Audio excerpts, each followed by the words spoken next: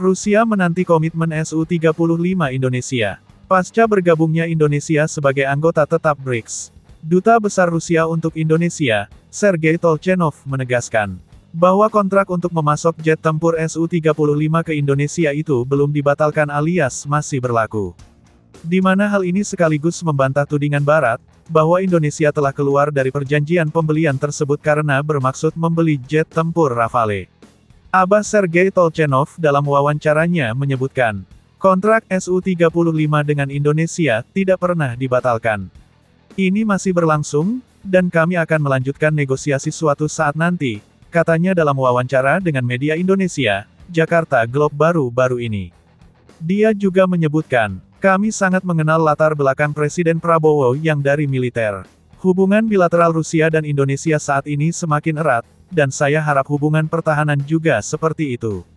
Indonesia sudah menggunakan peralatan Rusia, menurut pandangannya, ini merupakan bukti kualitas senjata Rusia yang tinggi. Jika Indonesia berminat, kami siap berunding. Namun sayangnya, hingga saat ini Indonesia belum memberikan keterangan resmi, terkait komentar dari Duta Besar Rusia tersebut. Menurut informasi terbaru, salah satu faktor tertundanya pembelian Su-35 adalah syarat dari Indonesia yang meminta transfer teknologi dari Rusia. Atau dengan kata lain, jika negara produsen enggan memberikan transfer teknologi, maka jangan salahkan Indonesia ogah menjalin kerjasama.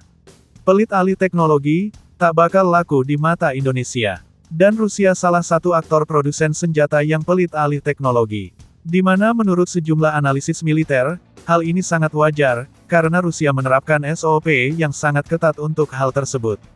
Mulai dari aktifnya negara tersebut membeli senjata buatan Rusia, seperti Iran yang mendapatkan lisensi produksi Su-35.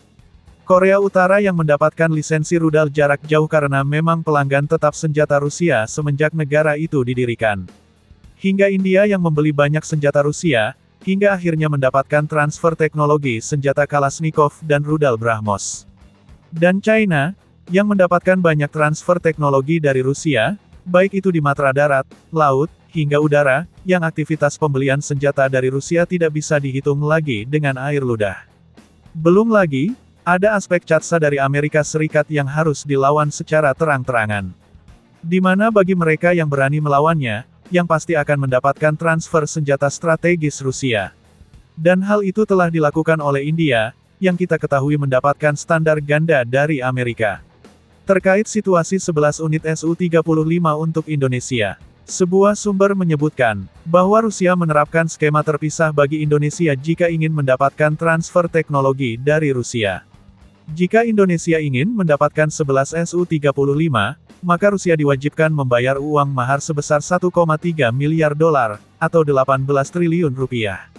Dan jika Indonesia ingin mendapatkan transfer teknologi Su-35, maka Indonesia harus membayar uang muka sekitar 3,1 miliar dolar Amerika, atau sekitar 49 triliun rupiah ke Rusia agar mendapatkan teknologi Su-35.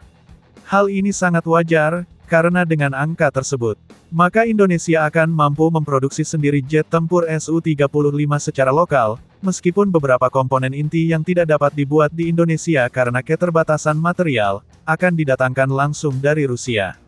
Yang menjadikan Indonesia menjadi salah satu negara yang mampu memproduksi jet tempur generasi 4,5 secara lokal, tanpa harus lagi berkutat dengan prototipe dan pengembangan dari awal, yang sangat rawan terhempas di tengah jalan setiap kali presiden berganti kekuasaan.